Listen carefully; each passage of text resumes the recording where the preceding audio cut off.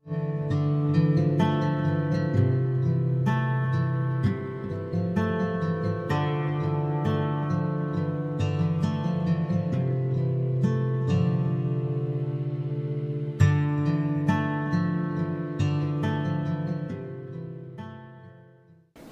alaikum, hello and welcome to my show Connecting with Saima Parwaz. I hope all of you are doing great and waiting to see my another guest. My today's guest is not a lawyer, not a real estate agent. He's a surgeon, a poet and a social influencer.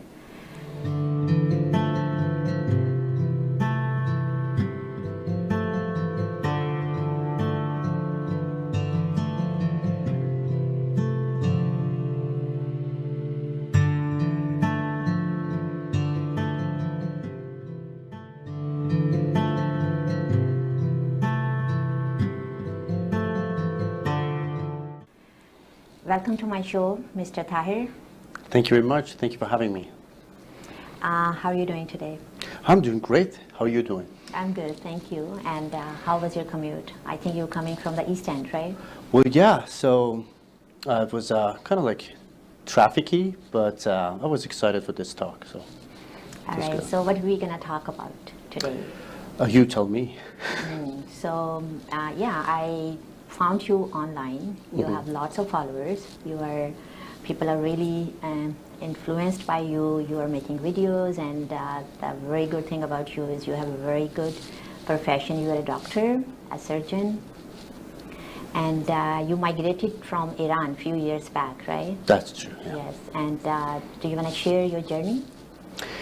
Well, yeah. First of all, thank you for having me here. I am honored to share this space and time with you.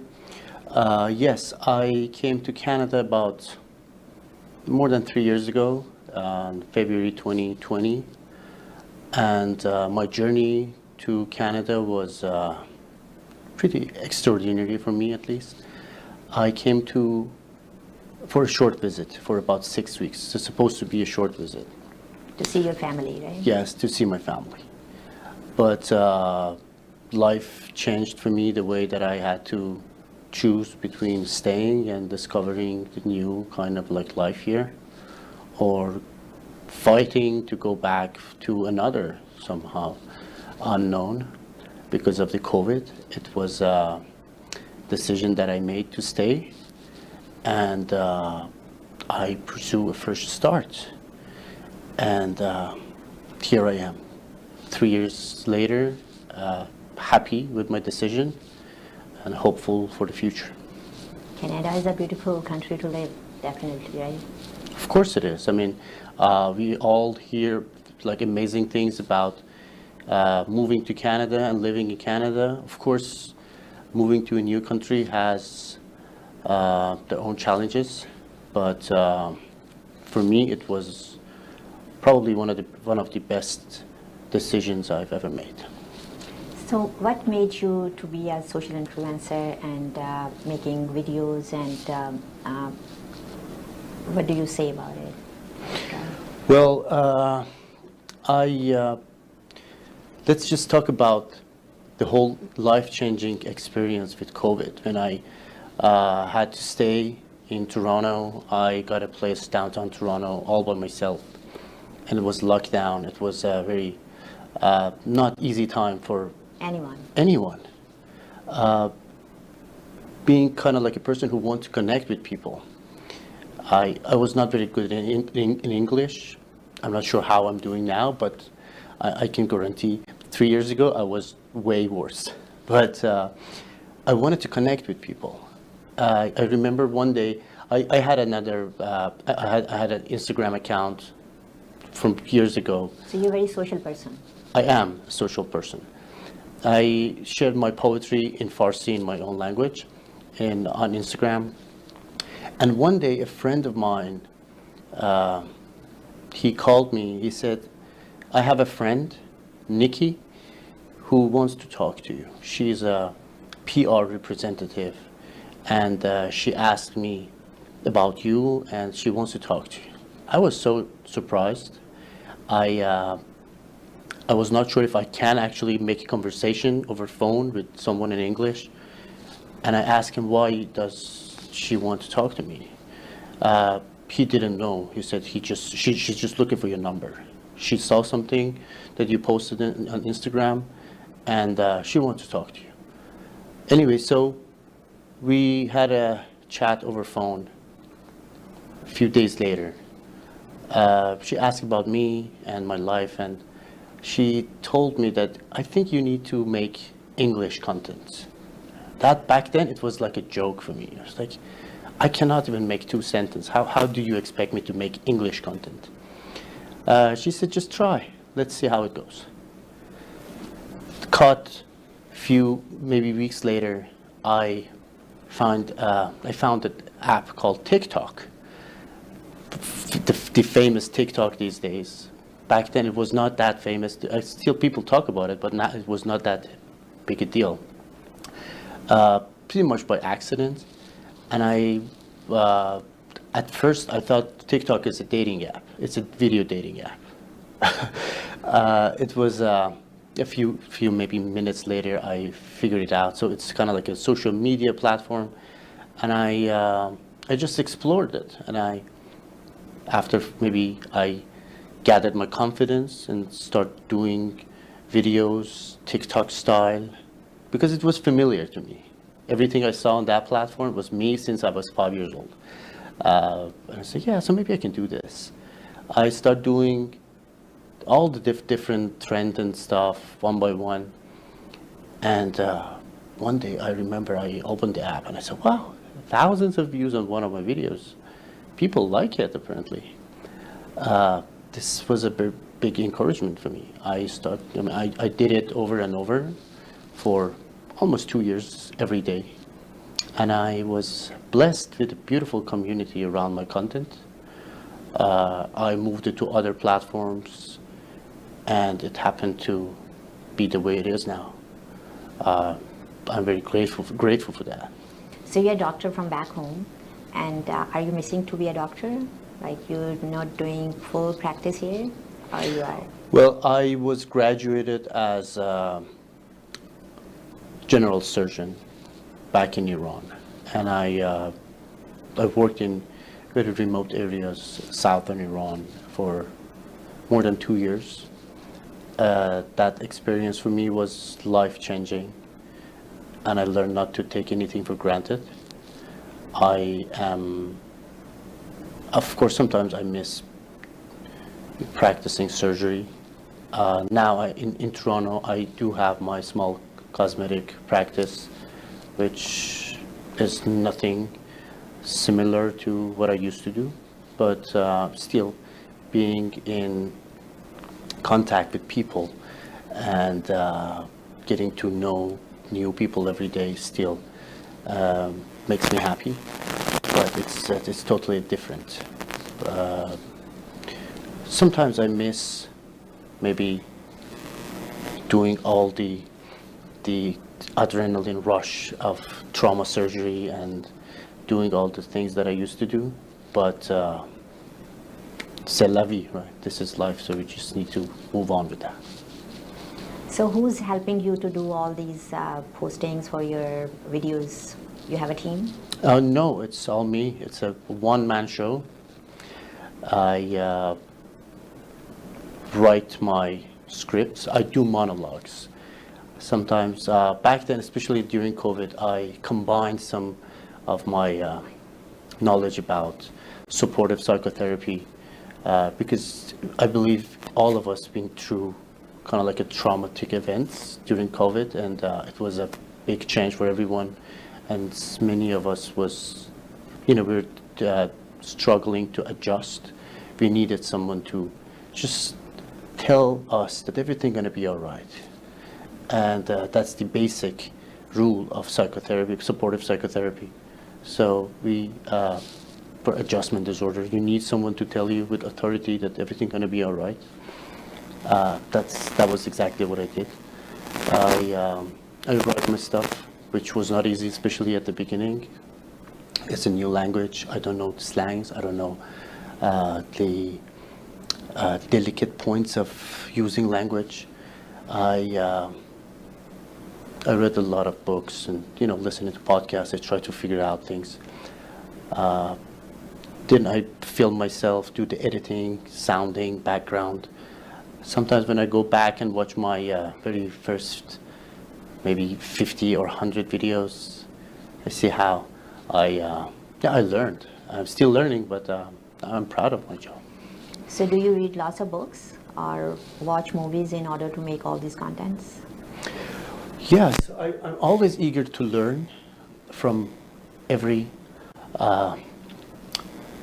everywhere I can. All the books, movies, TV shows, podcasts, interviews, everything I can get my hands on any kind of knowledge, especially in English. And I open my mind to learn, and I read. I read. You read. Yeah. That's how you become a doctor, after studying and reading so much. But that's totally different. Learning academic knowledge, especially in English, and leaving the language and learning the language in an environment like Toronto is a totally different experience for me. I think being a doctor was it helped me through my learning process too, because it's not about just the language or anything else. It's about learning. You need to, first of all, know that you need to learn. This is a humble experience for you, especially when you come to a new country as a doctor from another country. There are some ego involved, especially at the beginning. But so I worked on myself to overcome that ego conflict, and I think it's important for anyone who moves to a new country to become nothing first and then build themselves up from zero again. That's a willpower, right? You need a strong willpower. So in Iran, do you guys study from childhood in English or in some other language? Well, no. I mean, we speak Farsi. Most of our education is in Farsi. We have some limited English study in English lessons during school, but who actually listen to school anymore? But this is in Iran. English is knowing English is a privilege, and people send their children to private schools to learn English. It's always a challenge because this is not something that you can find very common, especially in not everywhere in the country. But yeah, it was. I think I like languages in general. So you can speak 3 languages? I speak Farsi. I speak English. I understand Arabic. I speak a little bit of Arabic. We also learn Arabic in school. A little bit of Spanish maybe, and I'm learning sign language too. Yeah, I have seen your videos with the sign language. So you still learning? Yeah, of course, yeah. I am not by any means fluent or expert in sign language, but that was kind of like a trick that I started to use when I started doing my videos, because I was not able to make fluent English content, and I had to pause and go one by one or maybe slower kind of like videos. So I always been intrigued, and I always been interested in sign language. I don't know if you know it or not, but different countries have different sign languages. So American Sign Language with British Sign Language and sign language in Iran is totally, not totally, but there are different kind of like sign languages. So I started learning American Sign Language to to integrate to my content. First of all, I believe this is the most powerful language ever. But it also gave me some time to do my content with a better, I think, pace. So friends, I'm gonna go for a short break. I'm gonna see you after the break.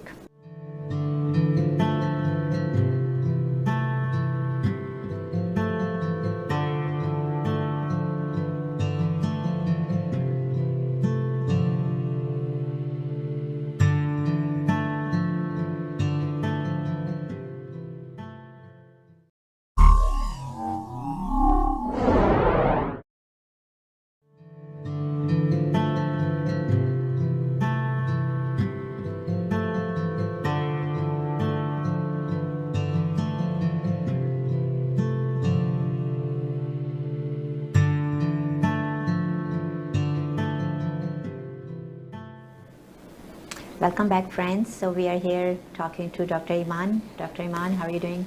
Good, good. Thank you very much. How are you? I'm okay.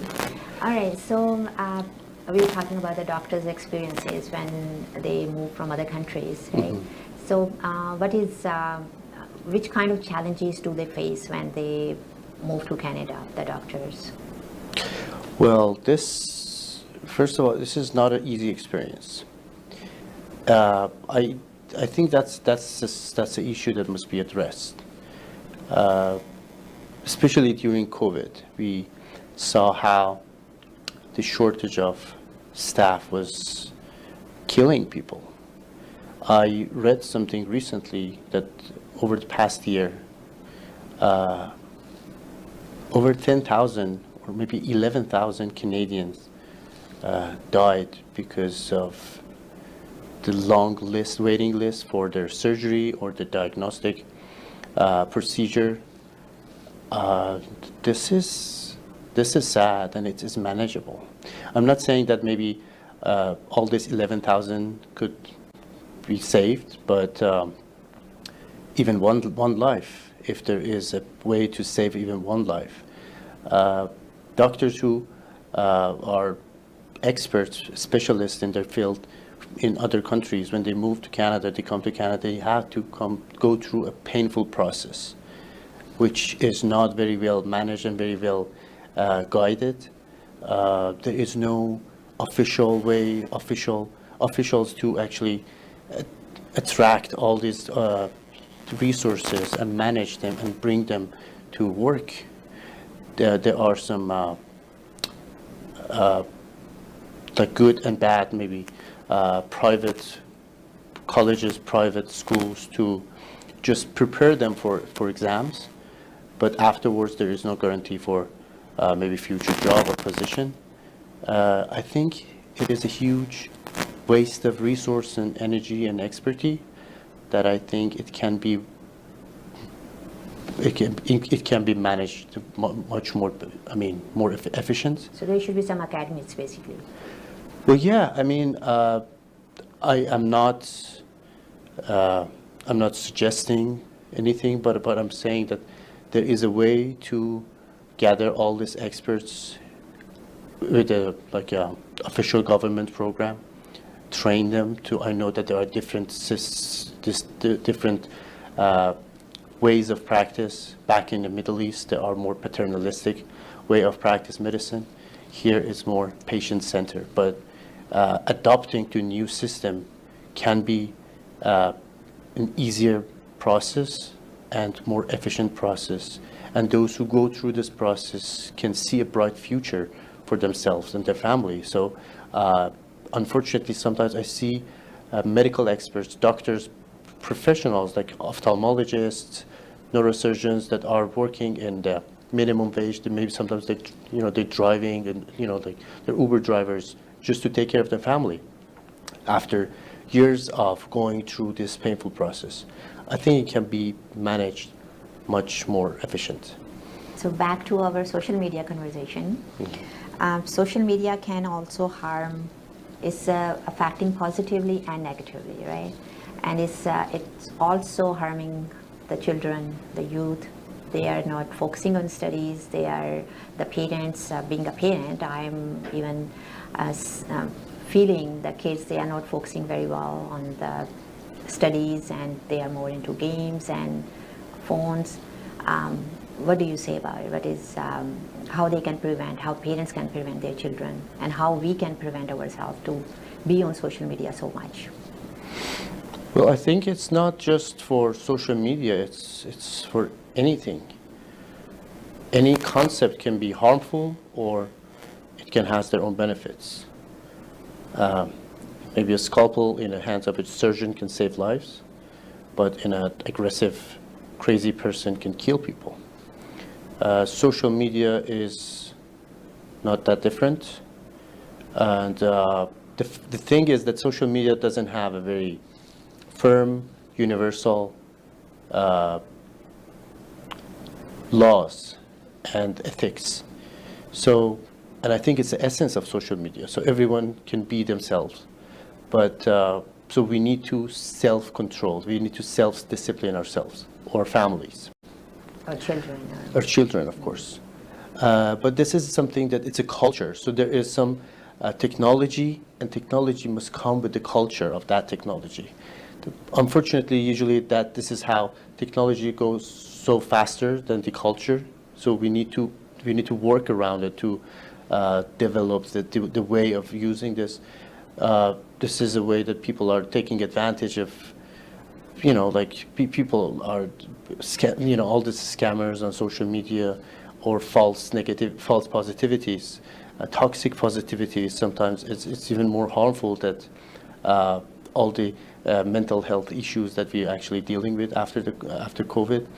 I think the most important thing to do is to be self-aware, and for families to have an actual action plan to control social media for their children, because it is not possible to avoid, but it's easy to manage. So the parents should give them a time for screen time. Screen time I think is the easiest way to just, Turn off the internet. Yeah, I mean, that doesn't work. So even you said let's say 1 hour, 2 hours, but the content that actually they're pursuing is something. So they actually what they're watching. For example, I know that there are different kind of content streaming on a platform like TikTok in different countries for children and the young generation in North America. It can be better. And this is something that we all need to work on it. And this is it's a need, and it's a must now, I guess. But yeah, I think we need action plan. We need well-planned programs to make better content and avoid toxic, harmful content as well. So how pandemic changed our lives, including me, including you, including our families? Well, pandemic was, so we were the first people alive going through a pandemic. We never had such experience before. Last pandemic was over 100 years ago, and it was all new for all of us. But I think beside the virus, which still I personally have a lot of question about, and I think we deserve some explanation, clarification about the virus itself and the pandemic, the viral pandemic. But I think it's followed by few more pandemics that not many people actually talk about them. It was followed by mental health pandemic all around the world. Depression, anxiety, alcohol and drug abuse, domestic abuse, you name it, all this. Suicides, yeah, challenges that we all see around still these days. It was something that we were not prepared for, and we need to address that. And that was one of the issues. It's followed by this cyber life pandemic. The whole social media concept has changed over the past 2-3 years. It's not the same as maybe 4 or 5 years ago. Back then it was you on Instagram posting a photo of your birthday, and your auntie and your cousins might like or not, or comment happy birthday. But now this is a huge concept now. It's a huge deal. Social media is going shoulder by shoulder with mainstream media, and they change people's mind. They make decisions. They actually educate people, inform people around the world about things that they had no idea about. And I think we are too dependent to this cyber life and these things on our screen. I don't want to be negative, but I think it can be scary. It's scary, and what people if one are day, disconnecting, right? yeah, when one day there is no access even for few hours, like everything can be devastating.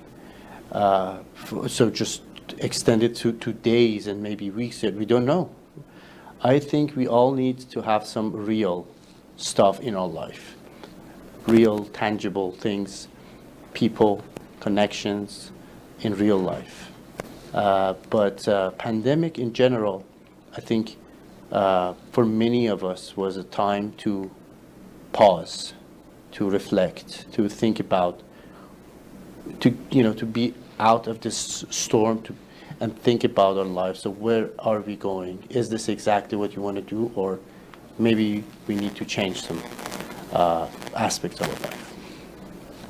All right. So what is your vision, for, let's say, from 5 years from now?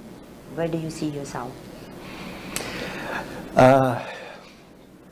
Someone asked me before, where do you see yourself 5 years from now? And I told her that, did I see myself here 5 years ago? They say if you want to make God laugh, talk about your plans and future. I believe that I focus on my effort. I enjoy what I'm doing. I'm still learning, and new opportunities come on my way every day. I had the chance to work with amazing people on their projects and expand my connections, my people around me, and I get to know amazing people through this blessing experience. But I'm still eager to learn, to discover, and I'm open to new experiences. That's great. And what is your one advice to the youth? One advice to the youth, I would say, don't forget who you are, and don't let the world tell you who you must be. If it makes you happy and doesn't hurt anyone, just go for it and focus on your efforts. Things will become easier every day. So the conclusion for today's talk is excess of anything is bad. For the parents, my advice is watch your children, set their time for social media and for the screen. And I'm not very fan of TikTok for the certain age of the children. So please, probably for up to 12, 13, they should not watch TikToks. And parents, take care of your children, your families, and see you in my next episode. Thank you so much, Dr. Iman, and hope to see you again in my another episode. Thank you very much for having me. It was a pleasure to talk to you here. So take care of you guys, and see you soon. Bye. Thank you.